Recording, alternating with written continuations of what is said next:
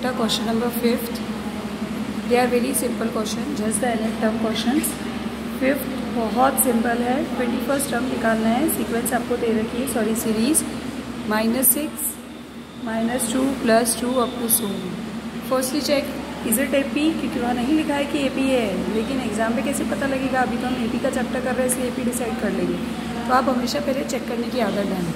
-2 -6 -2 minus, उसके बाद first term लिखेंगे -6. सो इट इज़ -2 + 6 4. फिर 2 -2 दैट इज़ 4. तो डिफरेंस सेम, मतलब इट इज़ AP. सबसे पहले फर्स्ट टर्म लिख लीजिए. फर्स्ट टर्म आपका A = -6. कॉमन डिफरेंस D = अभी हमने निकाला -2 -6 A2 - A1 दैट इज़ 4. तो आपको A21 निकालना है, या T21 भी लिख सकते हैं आप. मैं A21 लिखती हूँ, that is A + 20D. Just put these values. -6 + 20 × 4, so it is 80 - 6 that is 74. Simple questions हैं, आप ये सब कर सकते हैं, कोई दिक्कत नहीं होगी आपको इसमें. इसके बाद 10th वाला क्वेश्चन देखिए. 10th वाले में आपको बताना है which term of the sequence 3, 8, 13 sequence आपको दे रखी है. 3, 8, 13, 18 up to so on is 498. आपको बताना है which term of the sequence, इन टर्म्स में से कौन से नंबर का टर्म 498 होगा. यानी ये 498 जो है आपको nth टर्म दे रखा है, जो हमको नंबर ऑफ टर्म जिसमें हमको बताना है. तो सबसे पहले देखिए AP है, 5 डिफरेंस, यहाँ भी 5. तो first term A = 3, common difference D = 8 - 3 = 13 - 8 = 5. So AN, it is A + n - 1D. This is your last term और nth टर्म जो रखना है रखिए. तो 498 = 3 + n - 1 5, दैट इज़ 495/3 को वहाँ शिफ्ट किया. 495 = n - 1 × 5. ब्रैकेट ओपन करने की ज़रूरत नहीं है, 5 यहाँ मल्टीप्लिकेशन में नीचे ले जाइए. सो इट इज़ 495/5 = n - 1. 5 9 × 45, 5 9 × 45 एंड -1 को यहाँ शिफ्ट किया. सो n = 6, यानी 96th टर्म आपका 498 होगा. इसी तरह आपका क्वेश्चन बाकी के भी हो जाएंगे. 11th क्वेश्चन भी इसी टाइप का है. आपको 11th क्वेश्चन में दे रखा है which term of the sequence. ये FN जो है, FN भी बेटा आपको TN AN कुछ वही टर्म लास्ट टर्म और nth टर्म ही शो कर रहा है. n belongs to n natural number दे रखा है और आपको FN की वैल्यू 121 दे रखी है.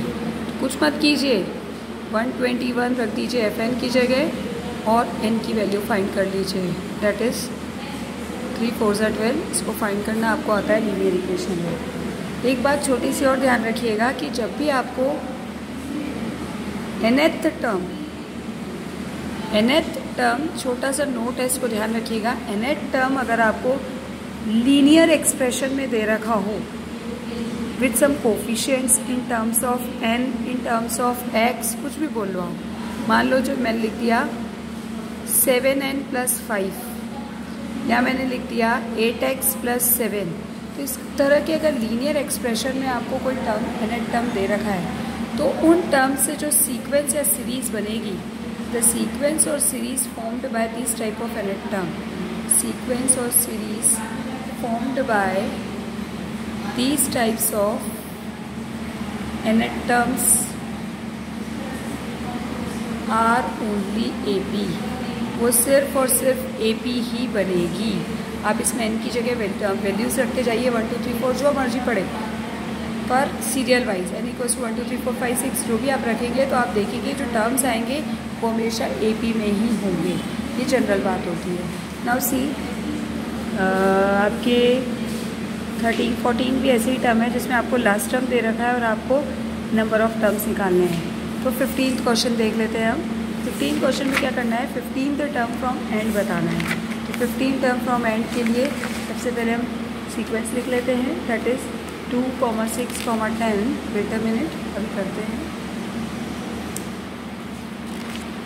सीक्वेंस है आपका 15th क्वेश्चन का 2, 6, 10 अप टू लास्ट टर्म आपका 86 है, और आपको 15th टर्म फ्रॉम लास्ट बताना है। अभी मैंने आपको बताया था कि लास्ट से अगर कोई टर्म निकालना होता है तो उसके लिए आपको लास्ट टर्म L चाहिए होता है आपके पास। Last term L equals to 86, common difference D equals to 6 - 2 बोलो, 10 - 6 बोलो, इक्वली आना चाहिए 4। तो आपका nth term from 15th term from last, यानी ये 15 डैश बोल लेते हैं, L - n - 1D, यानी हम बोलेंगे L - 14D।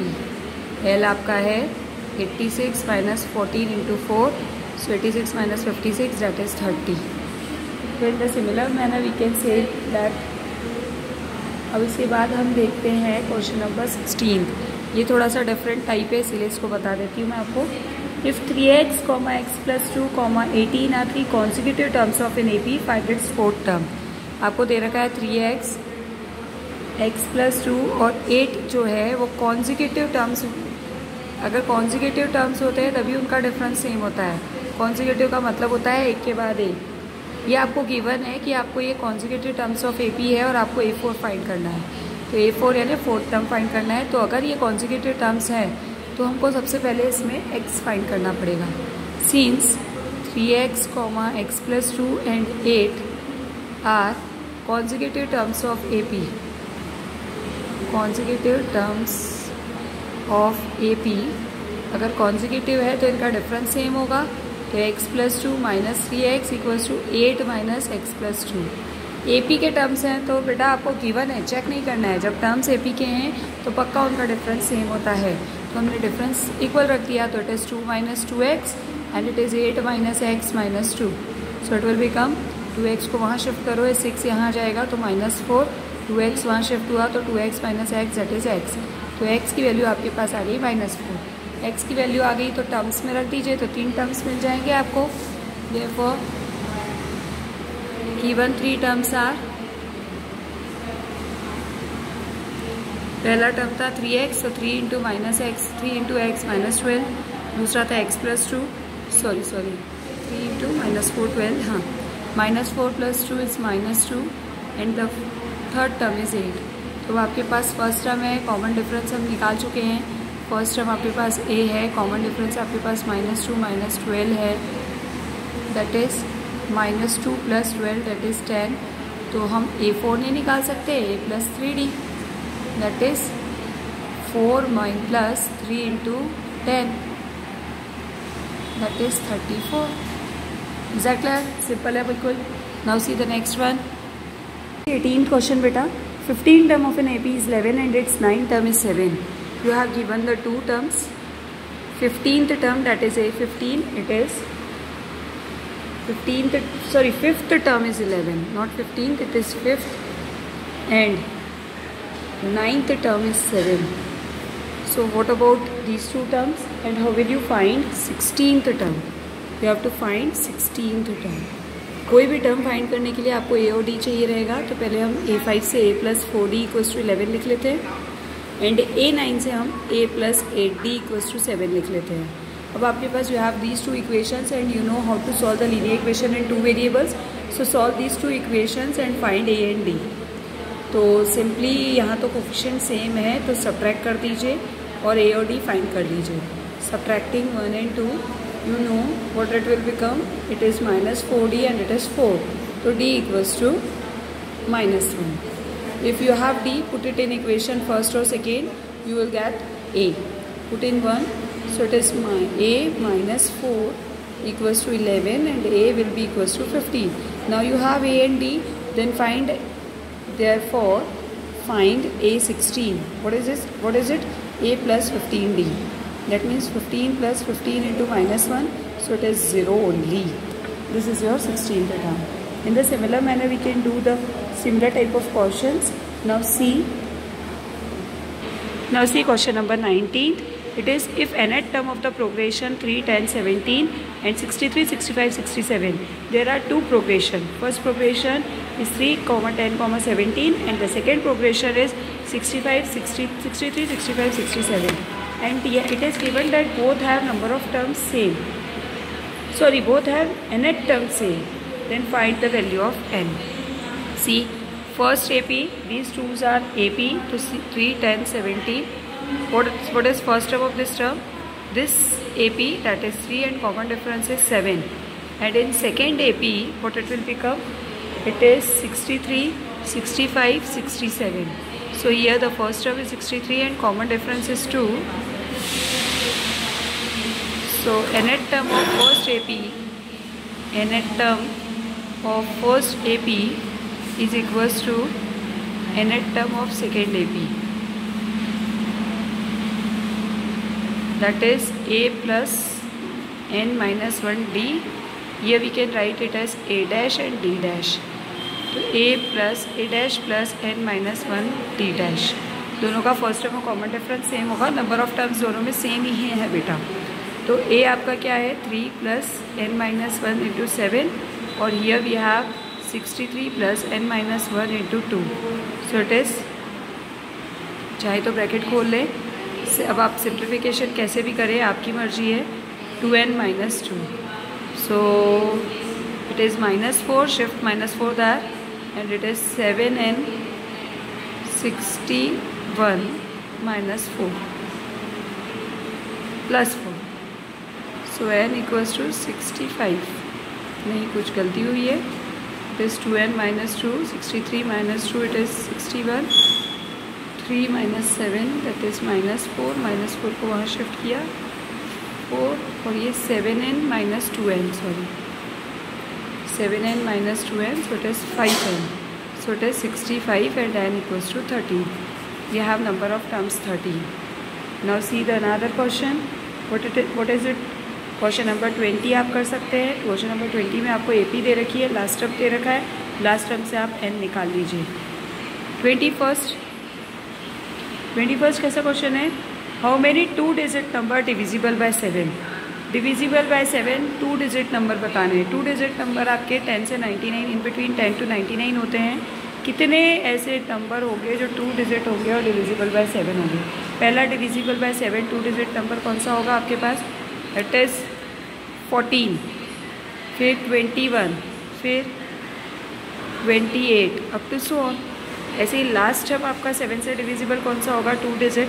देखिए 99 तो नहीं होता है, 98, 7 1 सा 7, 7 4 सा 98 लास्ट 2 डिजिट नंबर होता है divisible by 7.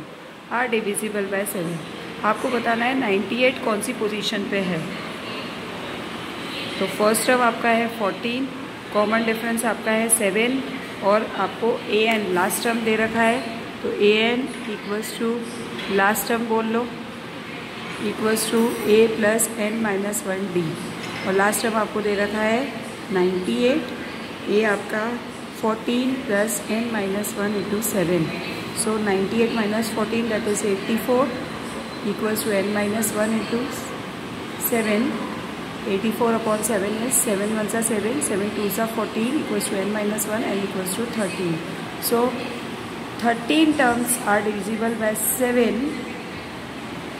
2 digit numbers divisible by 7.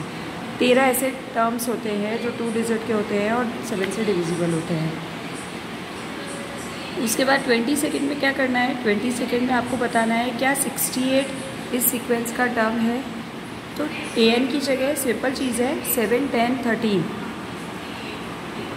ये ए पी में है और आपको 68 के बारे में बताना है. ए आपका 7 ले लो, कॉमन डिफरेंस आपका 3 ले लो और you have to find condition about 68. कुछ मत कीजिए, A N equals to A N की जगह 68 रख लीजिए और यहाँ से एन निकाल लीजिए. एन अगर आपका फ्रैक्शनल नहीं आता है, नेगेटिव नहीं आता है तो 68 उसका टर्म है, अदरवाइज नहीं है. तो 7 plus N minus 1 3 that is 61 upon 3 equals to n minus 1. अब आप देखिए यहाँ से आपको डिवीजन करेंगे तो डेसिमल में आएगा, +1 करेंगे तो फ्रैक्शनल ही रहेगा। n is not positive integer, n आपका पॉजिटिव इंटीजर ही होना चाहिए, तो ऐसा नहीं आया, सो 68 is not the term of the sequence.